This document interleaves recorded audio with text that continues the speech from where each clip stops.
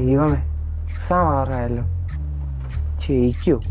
ഇങ്ങനെ പോയാൽ എന്തായാലും ജയിക്കാൻ പോണില്ല. ഒന്ന് ടൈം ട്രാവൽ ചെയ്ത് നോക്കിയാലോ?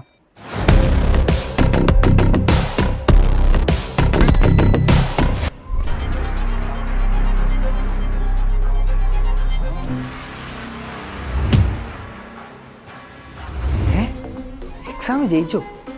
അതെങ്ങനെ? ഒന്ന് നോക്കണല്ലോ. അപ്പൊ അങ്ങനെയാണ് ഞാൻ ജയിച്ചതല്ലേ?